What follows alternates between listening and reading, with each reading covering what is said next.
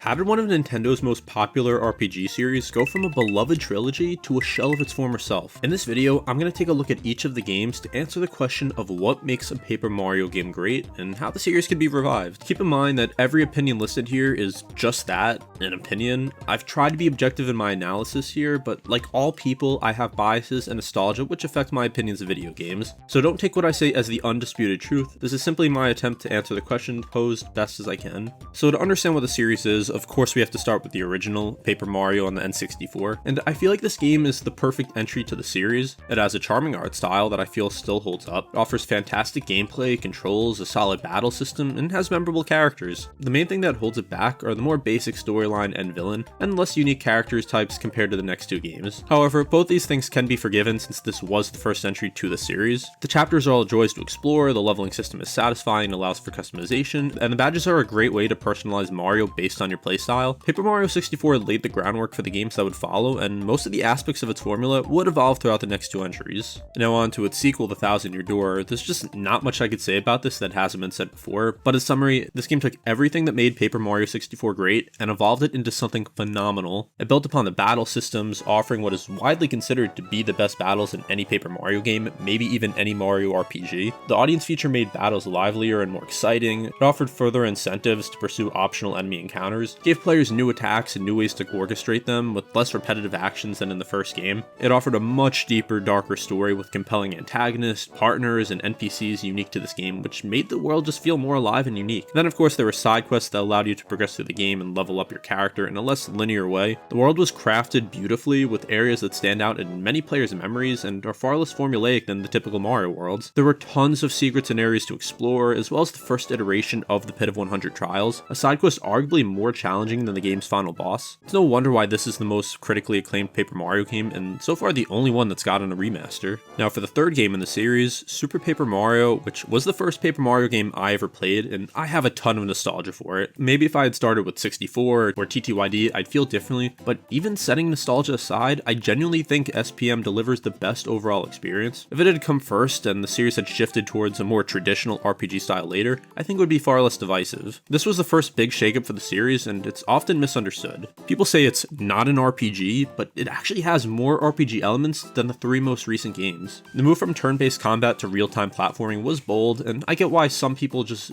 aren't a fan of it, but for players who love classic Mario platforming and the humor and storytelling of the first two Paper Mario games, Super feels like the perfect middle ground. Turn-based combat was never the heart of the series anyway. Its charm came from its writing, world building, and creativity, all of which Super Paper Mario nails. And that's not to say that the turn-based battling is just not a big part of it. It obviously is an important part of the series, but I feel like even without it, this can still be a great Paper Mario game. And despite this new direction, it still felt like a true sequel to Thousand Year Door. The visuals and dialogue were similar, just sharper. The 2D 3D flip mechanic added a literal new dimension to exploration and puzzle design. Pixels may not be as distinct as partners, but they work well. And Flipside Flopside are fantastic hub worlds filled with secrets, NPCs, and personality. The ability to play as 4 characters with unique abilities was a huge plus for gameplay variety as well. And the story here, easily the best in any Mario game. It's darker, more emotional, and filled with great dialogue, humor, and unforgettable characters. The gradual reveal of Tippy and Count Blick's backstory gives it real heart, pure heart if you will. The colorful art, inventive level design, and soundtrack balance the heavy tone perfectly. Even bold ideas like turning Chapter 4 into a space shooter worked beautifully. That said, it's not flawless. The XP system was basic and lacked customization, and the absence of badges limited strategy. Some 3D sections felt empty, though others were brilliantly done. The game is also just very easy. Like, I wouldn't call the first two Paper Mario games that difficult, but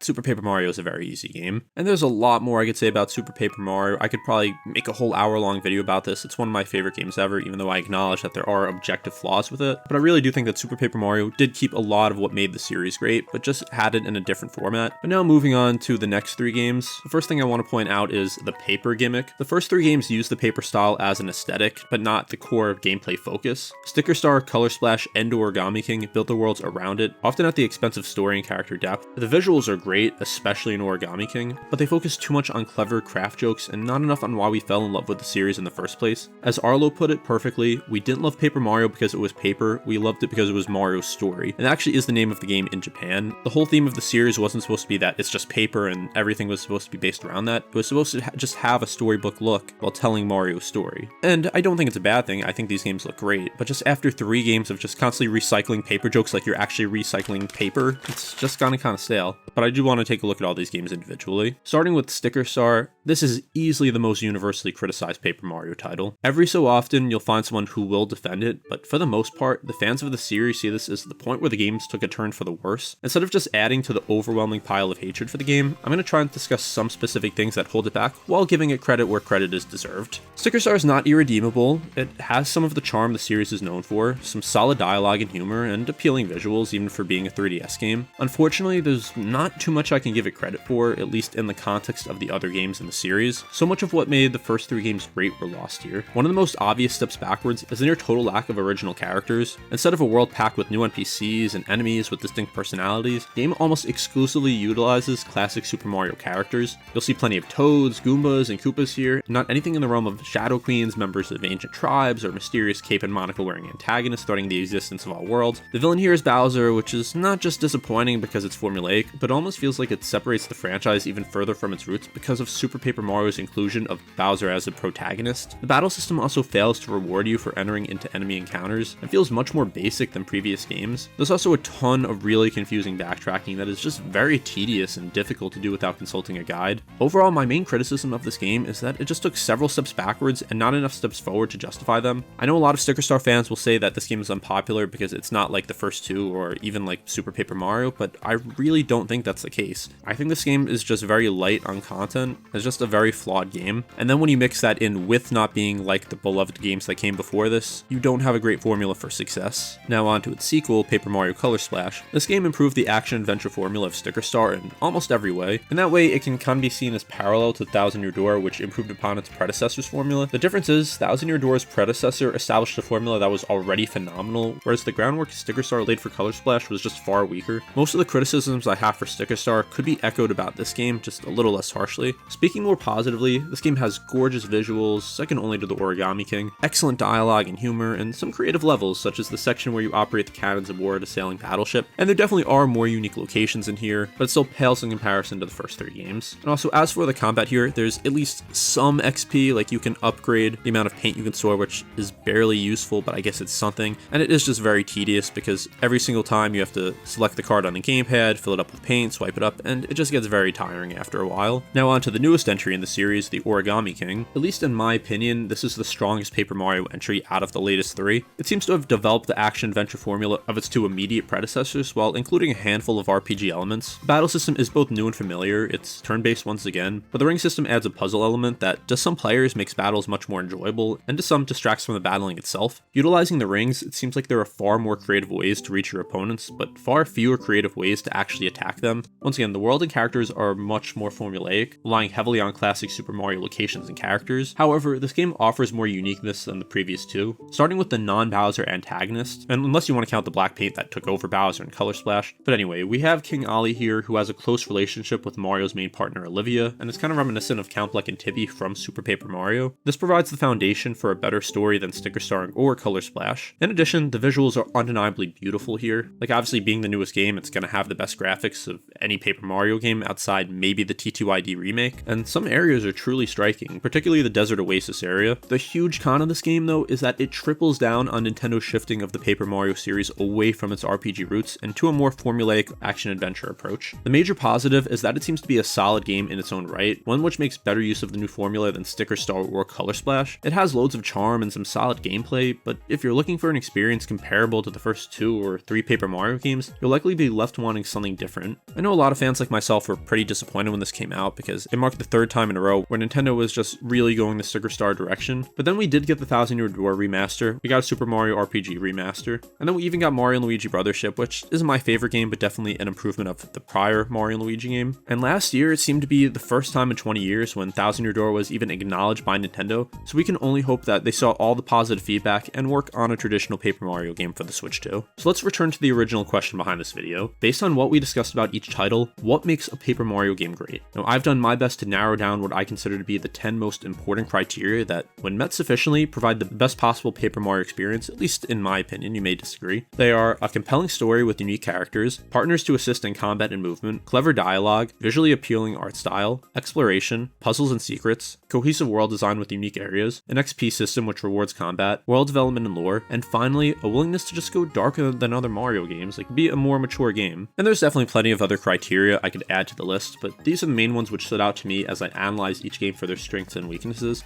And once again, you also may have different criteria, and that's okay. Anyway, I'm going to rate each game by using the criteria I just went over. The game will get 1 point for each piece of the criteria they meet. Let's start off with the original, which gets an 8.5. I took off half a point for the story since it is very simple compared to the next two games in the series, but also does have some really interesting characters and the Peach interludes. The game also doesn't have the best world development or lore, so I feel like those combined I'll take off 1 point. The Thousand Year Door, to no surprise, gets a 10 out of 10. It really just does everything that, in my opinion, makes a Paper Mario game great. Just says everything you could ask for from the series, from its story to its world to its characters and anything in between. I also do want to give a quick mention to music. I know it's not one of the 10 because I just think all these games have such great music. I don't think that makes or breaks the game either, but I do want to mention it. Now, Super Paper Mario gets a 9, which may surprise you, but here's why. It does just about everything you'd want from a Paper Mario game, and I just took off half a point for exploration and XP. Being a linear game, exploration is limited and XP is limited as well, as I mentioned before. Even though there is more progression here than the most recent 3 Paper Mario games, like at least if you get enough points, you will get stronger, you'll have more health, so there is something here. Now, Sticker Star and Color Splash both get a 3.5. They just really miss the mark on most aspects of what makes a Paper Mario game great in my opinion.